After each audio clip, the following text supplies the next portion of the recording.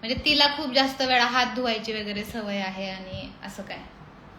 नाही असं खरंच नाही म्हणजे का? आपण काम करताना स्वयंपाक करताना वगैरे तेवढंच फक्त, बाकी ठीक आहे. हे बघा, अति स्वच्छतेची सवय असेल, खूप एक्स्ट्रीम स्वच्छता म्हणजे सगळं क्लीन क्लीन क्लीन लागतं, किंवा आधी असं होतं की जास्त स्वच्छता गरजेची नव्हती वाटत, म्हणजे चालून जायचं थोड्याफार स्वच्छ असेल तरी गोष्टींमध्ये.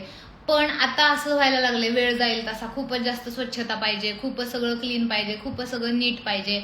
अशा जर गोष्टी आत्ता पण तुम्हाला वाटतात की तुम्ही ह्या सगळ्या गोष्टींमध्ये आहात, तर ह्याला ओसीडी म्हणतात. ह्याला म्हणतात ऑब्सेशन कंपल्सिव्ह डिसऑर्डर, की स्वच्छतेचं ऑब्सेशन, एखाद्या गोष्टीचं obsession, obsessed, I am obsessed with that thing, की मला ना सगळ्या गोष्टी जागच्या जागी पाहिजेत, आणि जर थोडं जरी हल्लं तरी माझं डोकं खराब होतं.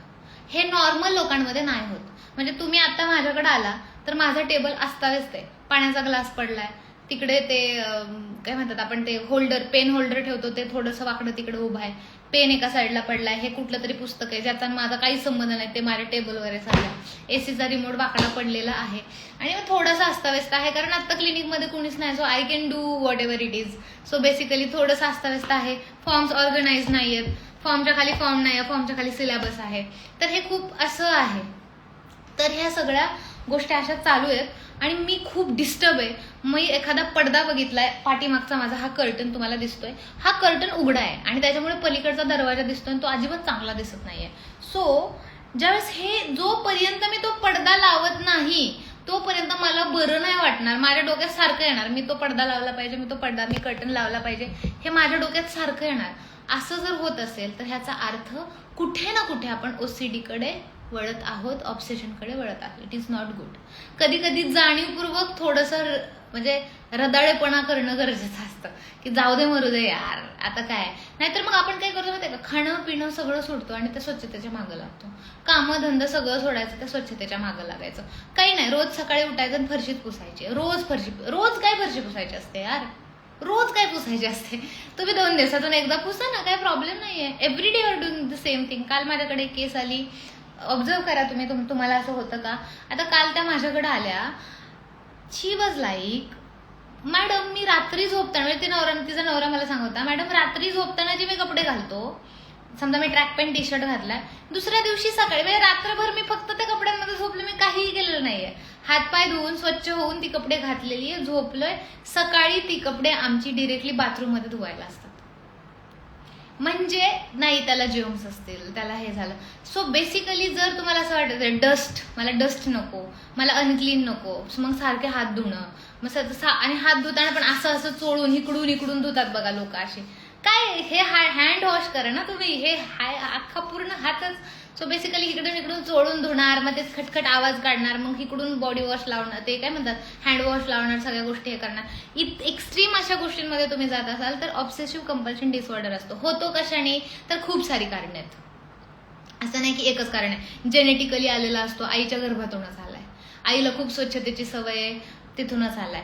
जेनेटिकली असू शकतो, आईच्या गर्भातून असू शकतो. एखादी अस्वच्छतेच्या रिलेटेड किंवा एखादी खूप किळसवाणी गोष्ट किंवा असह्य गोष्ट झाली तर त्यानंतर येऊ शकतं. जसं की माझ्याकडे एक डॉक्टर आले होते, ते BHMS आहेत ते, तर त्यांच्याकडे पेशंट आला होता, तो ना ते हे खायचा, गुटखा, तंबाखू, आणि त्याच्यामुळे ना त्याला माउथ कॅन्सर झाला, आणि आय थिंक 2nd स्टेज काहीतरी चाललेली. त्यांच्या लक्षात आल्यानंतर त्यांनी सांगितलं की तुम्ही हॉस्पिटलमध्ये जावा, आणि हॉस्पिटलमध्ये गेल्यानंतर त्यांनी सांगितलं की टाटाचं आपलं जे हॉस्पिटल, कॅन्सर हॉस्पिटल मुंबईला, तर तिकडे जावा. तर ते गेले नाहीत, आणि मग 2-3 मग त्यांचं लाईफ नॉर्मली चालू राहिलं, ह्यांचं लाईफ नॉर्मली चालू राहिलं. अचानक त्या मुलाचे पप्पा एका बाजाराच्या तिथं ह्या सरांना भेटले, आणि त्यांनी विचारलं की काय झालं, तुम्ही गेलता का हॉस्पिटलला, म्हणजे तिकडे विचारतोच ना, आता तुम्ही एखादा माझा क्लायंट आहे आणि मी तुम्हाला सजेस्ट केलंय कोणाला तरी, मग तुम्ही मला भेटला कुठेतरी, तर मी विचारणार तुम्हाला ऑब्व्हियसली काय झालं, तुम्ही गेलता का. तर त्याने विचारलं, तर ते म्हटले तो वारला. ओके, ते गेलेच नाहीत हॉस्पिटल, तो वारला म्हटले, तर ते झालं त्याचं, म्हणजे तो गेला. त्यांना दचकीच भरली ती. मग तेव्हापासून ना त्यांच्याकडं कुठला पण क्लायंट आला ना, ज्या व्यसन करतो, तंबाखू खातो किंवा सिगरेट ओढतो किंवा ते हे, तो लिटरली ना त्यांनी दिलेले पैसे ड्रॉवरच्या वेगळ्या कप्प्यात ठेवणं, प्रत्येक व्यक्तीला चेक करताना ग्लोव्स घालणं, आणि लिटरली घरी गेल्यानंतर ते हँडवॉशने तो पैसे धुवायचे, हँडवॉशचा फेस करायचे, त्याच्यामध्ये ते पैसे बुडवायचे आणि ते सुकवायचे आणि मग ते पैसे वापरायला घ्यायचे. आणि हे ओसीडी सुरू झाला 10 वर्ष. जसा जसा जसा जसा मी त्यांना बघितलं, अशी वाळलेली तब्येत, डोळे लाल लाल झालेले, एकदम नाही का डिस्टर्ब्ड, डिप्रेस्ड, झोप यायची बंद झालेली, घराच्या बाहेर पडत ना, कुणाशी बोले ना, ज्यांनी तंबाखू गुटखा खाल्ला त्यांचं जवळ जायचंच नाही, दिवसातून 2-2 वेळा आंघोळ करा, 3-3 वेळा आंघोळ करा, सतत हात धुवा, घरातनं बाहेर आलं, बाहेरून घरात आलं लगेच आंघोळ करा, ह्या सगळ्या गोष्टी चालू झाल्या आणि एकदम एक्स्ट्रीम सिव्हिअर ओसीडीमध्ये त्याचं रूपांतर झालं. त्यामुळे तुम्हाला जर अतिस्वच्छतेची सवय असेल की सगळं टापटीप जागच्या जागीच पाहिजे आणि तुमची मुलं, लेकरं, घरातली माणसं ते जागच्या जाग ठेवत नाहीयेत, तर त्यांची चूक नाहीये, आपली पण कुठेतरी बघा की आपण कुठे ह्याच्यातून सफर नाही करत आहे का. ओके, त्यामुळे कारण काही असू शकतात. एक छोटा इन्सिडेंट असू शकतो की ज्यावेळेस तुम्हाला खूप किळसवानं वाटलं आणि खूप काहीतरी भीतीदायक वाटलं, तेव्हा नंतर पण हे ओसीडी सुरू होऊ शकतं. त्यामुळे ह्या गोष्टींची थोडी काळजी घ्यायची. आणि जर तुम्हाला कन्फ्युजन असेल की मला आहे की नाही ओसीडी, मला माहिती नाही, बट मी असं करते पण कधी कधी माझ्या कंट्रोलमध्ये पण असतं, म्हणजे असं जर असेल तर ना ओसीडीची एक टेस्ट असते, सायकोलॉजिकल असेसमेंट असते, तर ती असेसमेंट सॉल्व्ह करून घ्यायची आणि मग त्याच्यातून आपण असेस करू शकतो की बाबा ओसीडी आहे की नाही आहे. काही लोकांना असं पण असतं की डिप्रेशन आहे, मला वाटतं मी डिप्रेशनमध्ये, मला स्ट्रेस आहे असं वाटतं. मग अशा वेळेस if you are in a confusion state, की तुम्हाला कन्फ्यूज आहे की तुम्ही नक्की स्ट्रेसमध्ये आहात नाही आहेत वॉट एव्हर, तर अशा वेळेस एक गोष्ट करायची की दॅट इज की एक टेस्ट करून बघायचे बाबा की आपण हाय का नाही. जसं की ब्लड आपण डाऊट येतो आपल्याला की माझं हिमोग्लोबिन कमी झालंय का, तर आपण स्वतःहूनच जातो कधी कधी मेडिकलमध्ये आणि त्या ह्याच्यामध्ये लॅबमध्ये आणि जाऊन म्हणतो माझं ब्लड घ्या आणि प्लीज हिमोग्लोबिन चेक करा, मला थोडं त्रास होतोय है ना. सो बेसिकली ह्या गोष्टी आपल्या लक्षात आल्या पाहिजेत की आपण जर तुम्हाला वाटत असेल की असं आहे का नाही कन्फ्युजन मध्ये, तर रेकमेंडेशन घ्या आणि शक्यतो मग अशा वेळेस टेस्ट वगैरे करून घ्या. Okay, getting? ठीक आहे. So today's our topic is the very important topic, that is the relationship understanding.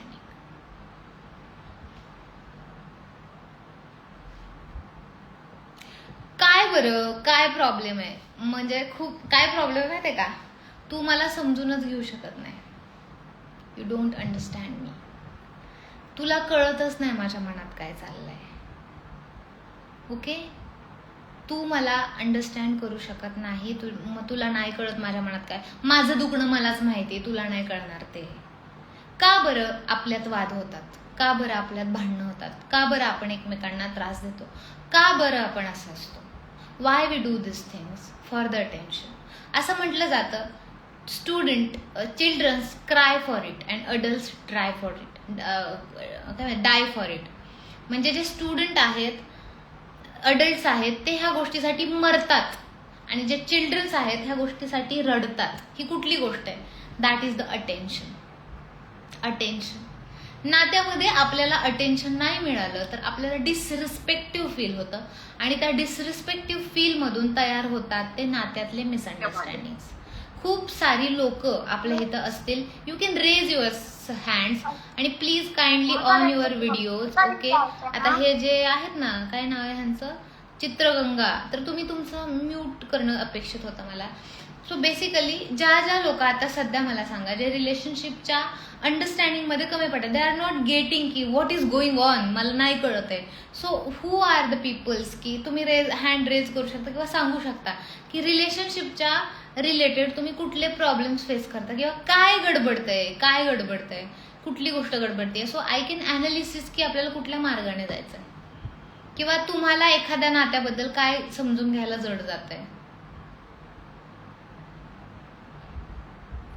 Yes madam,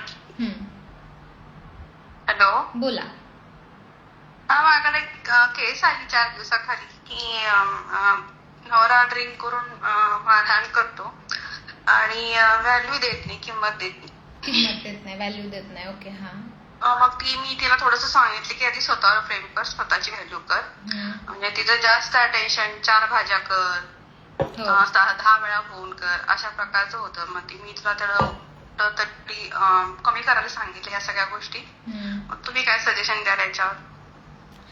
self love हे सजेशन असू शकतं आणि एक असतं ना की मी आज मूल मंत्र शिकवणार आहे तुम्हाला if you are not able to understand the other person, so I will going to teach you one thing that is very important. Psychology मध्ये एक कॉन्सेप्ट शिकवली जाते, ऑलवेज शिकवली जाते. ज्यावेळेस पण रिलेशनशिप कॉन्फ्लिक्ट असतात, मला सांगा कुठलं पण नातं एखादी व्यक्ती तयार करते किंवा नात्यात घुसते, ते अपयश यावं, हे नातं खराब व्हावं, ह्याची वाट लागावी, हे वाईट व्हावं, ह्याच्यासाठी घुसतं का? नाही. प्रत्येक व्यक्ती ही कुठल्या पण नात्याला सुरुवात करते, मग ती मैत्री असेल, ते प्रेम असेल, ते कुठलंही नातं असेल, त्या नात्यातून त्याला अपेक्षा कशाची असते की अंडरस्टँडिंगची. कशाची असते? अंडरस्टँडिंगची. कशाची असते? प्रेमाची. कशाची असते? आपुलकीची. कारण त्रास, वेदना, वाईटपणा ह्या गोष्टी त्याला बाहेर खूप मिळतात.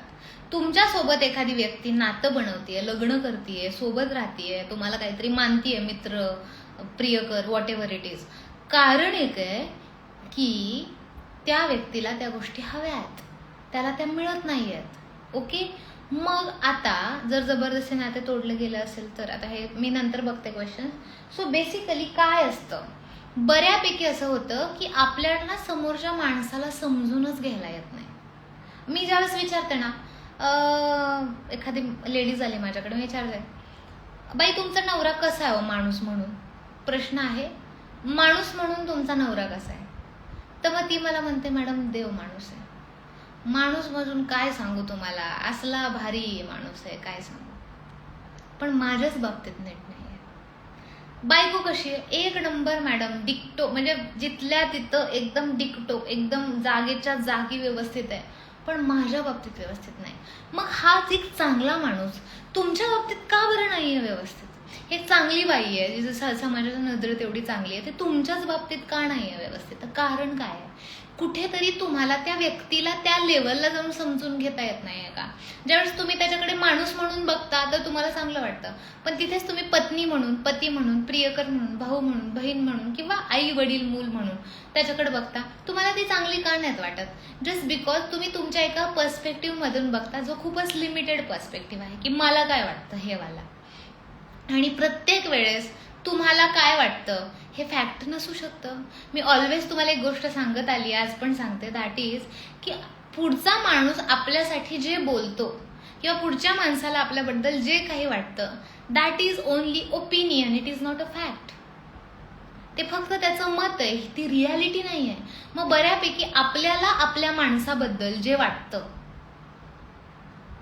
ओके, आपल्याला त्या नात्याबद्दल जे वाटतं, समटाइम्स हे फक्त तुमचं ओपिनियन असू शकतं, तुमच्या ऑब्झर्वेशनवरून. हे फॅक्टच आहे असं असू शकतं का? तर नाही. आता इमॅजिन करायचं, शिवानी मॅडम एवढा मोठा प्रश्न कधी वाचू मी, मला बोला तुम्ही हा प्रश्न नंतर. ओके.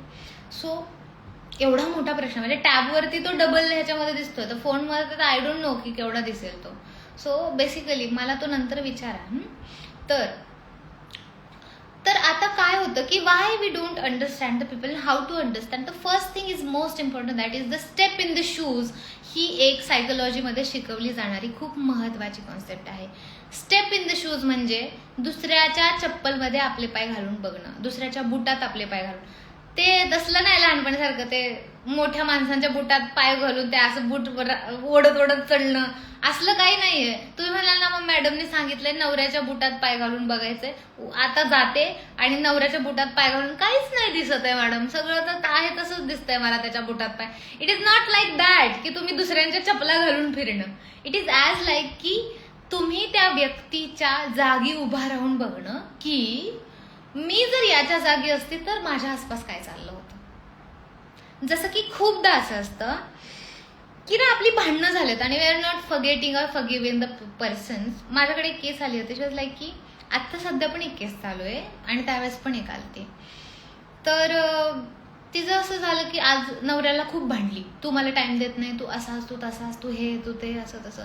तो पण भांडला, तो म्हटला तू असं माझ्याशी वागू नको, प्लीज मला अंडरस्टँड करून घेण्याचा प्रयत्न कर, माझ्या मागे खूप कामं आहेत, मी मुद्दाम असं नाही करत आहे, प्लीज नाही, मला तुला अंडरस्टँड करून घ्यायचं, you don't give me time and all. असं काय काय काय काय झालं. ओके. सो बेसिकली हे झाल्यानंतर दुसऱ्या दिवशी सकाळी त्याने आपली बॅग घेतली त्याची आणि तो निघाला कामावर. तो म्हटला मला बाय तरी बोल, म्हणजे मी चाललोय, मला बाय तरी बोल. तशी वॉज लाईक की ती बाय पण नाही बोलली, ती तिच्या कामात राहिलेली, जर तुला जायचं तर जा, काय करायचं ते कर. ऑब्व्हियसली भांडणार कसं होतं. सो व्हॉट हॅपेंड, तो गेला आणि त्याचा ॲक्सिडेंट झाला आणि त्याची डेथ झाली. तो गेलाच, तो घरातून तेव्हा गेला बाहेर, तो गेलाच. And then she come to know की तो मॅडम माझ्याकडे ती ह्याच्यामुळे नाही आली की तो गेला मी असं ती म्हटली, तो मला म्हणत होता की मला बाय तरी म्हण. मी त्याला बाय पण नाही बोलली. सो माहिती नाहीये तुमच्या आसपासची व्यक्ती ना, आता तुम्ही त्याला ब्लेम करताय, काय बोलताय काय. आता सध्या पण एक माझ्याकडे अशी केस आहे की हर बॉयफ्रेंडची तिचे 9 वर्षांची मैत्री आणि 2 वर्ष चंच रिलेशन आहे. तर त्या 2च महिन्यांचं रिलेशन आहे आणि रिलेशनमध्ये आल्यावर 2 महिन्यांनीच तिचं बॉयफ्रेंडची डेथ झाली with in accident, the same incidence. So basically ना त्या बाईला असं होत होतं की तिच्या कानात फक्त ते शब्द घुमत होते की मला बायतरी म्हण. सो एक गोष्ट लक्षात ठेवा, ज्या व्यक्तीशी तुम्ही आता भांडता पॅरलली, आता आपल्याला ब्लेम गेम नाही खेळायचा, आपल्याला स्वतःला ॲनालिसिस करायचं. ज्या व्यक्तीशी तुम्ही भांडता, ज्या व्यक्तीला तुम्ही त्रास देता किंवा त्याचा त्रास तुम्ही करून घेता, एक गोष्ट लक्षात ठेवायची, एक दिवस असा येणार आहे की ती व्यक्ती आपल्या समोर नसणार आहे. मग त्याला किती ब्लेम करायचं आहे किंवा खरंच व्हॅलिड आहे का त्याला ब्लेम करणं, खरंच ह्या गोष्टी अशा चालू शकतात का, तरच तुम्ही, म्हणजे ती मेली तरी तुम्हाला फरक पडत नसेल तर तुमचा तिरस्कार ग्राह्य आहे त्या व्यक्तीला धरून की ठीक आहे बाबा, तुम्हाला खरंच त्या व्यक्तीने छळलंय, पण तो मला छळतो, मला त्रास देतो, हे केलो, पण तो मेलेला मला नाही चालणार, मला हवा आहे तो. ओके, हे जे आहे याच्यामध्ये तुम्ही बेसिक अंडरस्टँडिंग बेसिक रूल आहे की तो व्यक्ती तुमच्यासाठी चांगला आहे की नाही. दुसरी सगळ्यात महत्वाची असते गोष्ट, म्हणजे आता आपण ह्या सगळ्या गोष्टींमधून लक्षात घेऊ, कुठलंही नातं बनतं ते रिस्पेक्टवर बनतं. बेसिक नातं अंडरस्टँड करायचं असेल ना, एक बेसिकच रूल आहे त्याच्यासाठी, रिस्पेक्ट. प्रेम बिम नंतर आलं सगळं, सगळ्यात महत्वाची गोष्ट आहे रिस्पेक्ट. तुमचा पार्टनर, साथीदार, आसपासची लोक ते तुमची रिस्पेक्ट करतात का, आदर करतात का, it is very important thing. You have to ask yourself की ही माणसं माझी रिस्पेक्ट करतात का. म्हणजे बऱ्यापैकी असं असतं ना की आपल्याला वाटतं ही लव्ज मी, ओके, आणि त्यावेळेस ज्यावेळेस तुमचं डिसाईड झालं की I don't want to be in this relationship now, मला ह्या नात्यात नाही राहायचं, तर खरंच समोरची व्यक्ती तुमच्यावर प्रेम करत असेल तर ती तुमची रिस्पेक्ट करते. I respect your decision, if you don't want to be in this relation it is okay. नाहीतर की नाही मी तुझ्या राहूच शकत नाही, आणि असं कसं, मग मी हे करेल, मी ते करेल, मी तुला मॅन्युप्लेट करेल, मग तुझे फोटो कुणाला तरी पाठवेल, मग तुझी वाट लावेल, बघू मेरे साथ नहीं रह सकती तो काय मेरी नहीं होगी तो किसी की भी नहीं होगी. हे जे येतं it is not a love, it is literally not, it is not a good relation. Relationship म्हणजे काय, I respect your decision what ever it is. Boundaries understand करून घ्यायच्यात. उद्या तर आपण शिकणार आहोत की बाउंड्रीज कशा अंडरस्टँड करून घ्यायच्यात. पण पहिली गोष्ट, एखादी व्यक्ती जर तुम्हाला अंडरस्टँड करून घ्यायची तर 2च गोष्टी चेक करा. एकदा त्याच्या जागेवर जाऊन विचार करा की तो जे काय वागतोय ते आत्ता वागणं व्हॅलिड आहे का. तो जे काय वागतोय, ती जे काय वागते आत्ता वागणं व्हॅलिड आहे का तिच्या जागेवर. तिचं अपब्रिंगिंग, तिचं पॅटर्न, तिचं लहानपणापासूनचं झालेलं तिच्यावर संस्कार, तिच्या लाईफमध्ये झालेले इन्सिडंट, त्याच्या लाईफमध्ये झालेले इन्सिडंट, सगळ्या गोष्टी एकत्र घ्या आणि विचार करा ग्राह्य आहे का ह्या व्यक्तीने आता या मोमेंटला असं वागणं जो तो माझ्याशी वागतोय. उत्तर यस असेल तर please go and understand that person की काय आहे. दुसरी गोष्ट, द पर्सन जो तुमच्या समोर आहे तो तुमची रिस्पेक्ट करतोय का. If you are saying anything तर रिस्पेक्टिव्हली तुमचं ऐकतोय का. जर तू काय बोलती, तुला काय कळतं, हे होत असेल तर तिथे प्रेम नाहीये ना, ते नातं आपल्यासाठी चांगलं आहे. मग अशी नाती फक्त निभवायची म्हणून निभवायची असतात. पण जिथे नात्यामध्ये तुम्हाला रिस्पेक्ट आहे, आदर आहे, सन्मान आहे, ह्या गोष्टी तुम्ही थोड्याशा कुठे ना कुठं अंडरस्टँड करून घ्यायच्या. येतं लक्षात. So this is very very important thing की तुम्हाला त्या नात्यामध्ये रिस्पेक्ट आहे का. आणि जर त्या नात्यामध्ये तुम्हाला रिस्पेक्ट नाहीये तर एक गोष्ट अंडरस्टँड करून घ्या, त्या नात्यापासून लांब राहा. अदरवाईज त्याला ग्रँटेड घ्या, अदरवाईज त्याला इग्नोर मोडवर टाका. आणि जिथे तुम्हाला रिस्पेक्ट मिळते तिथे तुम्ही राहावा. आता take it, give it, take it असं असतं ना, द्या मिळेल. ऑब्व्हियसली जिथे तुम्हाला वाटतं ना मला इथे माणूस नाही, मला सन्माणूस नाही, हे नाही, ते नाही असले आपले 100 नखरे असतात. एक गोष्ट कायम लक्षात ठेवायची, तुम्ही किती दिलं. जर तुम्ही खरंच दिलं असेल, ओशोंचं वाक्य, he is the greatest philosopher, we believe in them. ओशोंचं वाक्य आहे, जर खरंच तुम्ही एखादी गोष्ट दिली आहे मनापासून तर ती 10 पटीने तुमच्याकडे माघारी येते. आणि जर तुम्ही एखाद्याला प्रेम दिलंय आणि तुम्हाला प्रेम मिळत नसेल तर परत एकदा विचार करा की तुम्ही प्रेम दिलंय का डील केली आहे, प्रेम दिलंय का अपेक्षा ठेवल्यात, तुम्ही काय केलंय. So if you are giving, literally if you are giving respect other, तर तुम्हाला त्याच व्यक्तीकडून नाही पण समाजाकडून, बाहेरून, कुठून ना कुठून ते मिळतं. बिलीव्ह मी, माझ्या घरात मला रिस्पेक्ट दिली गेली नव्हती कधीच, पण कितीही काहीही झालं तरी माझं बिहेवियर हे रिस्पेक्टिव्हच होतं. कितीही काहीही झालं तरी मी कधीच माझ्या फॅमिलीबद्दल डिसरिस्पेक्टिव्ह बिहेव नाही केलं. जे माझं कर्तव्य होतं मुलगी म्हणून ते मी पूर्ण केलं. मला घरून नाही मिळाली पण तीच समाजातल्या खूप साऱ्या लोकांकडून मिळाली. 1 पटीने नाही, 10 पटीने. आलं लक्षात. जर तुम्ही कुणाला तरी प्रेम देताय, खरंच तुम्ही प्रेम देताय, तर तुम्हाला ते मिळतं. आणि जर तुम्हाला ते नाही मिळत आहे तर cross check yourself, literally are you giving a love और समथिंग एल्स. तुम्ही खरंच प्रेम दिलंय की तुम्ही डील केली आहे, का तुम्ही अपेक्षा ठेवली आहे, की तुमच्या त्याच्या पाठीमागं काय विचार होता. तुम्ही एखाद्याला आपुलकीने जवळ घेता, तुमचा त्याच्या पाठीमागं काय विचार होता. Understand this. ओके. त्यामुळे प्रेमात सगळ्यात पीक लेवलला येणारी जी गोष्ट असते that is called the respect. Okay. So here we can ask our self about the relationship. First thing, कुठलं पण नातं असेल, okay, the first thing it is a very important, that is which relationship gives me support. आज तुम्ही ना एक list बनवा आणि पहिला प्रश्न लिहा की कोणतं नातं मला सपोर्ट करतं. मग मला जर आता तुम्ही हा प्रश्न दिला, so I will right here one thing, that is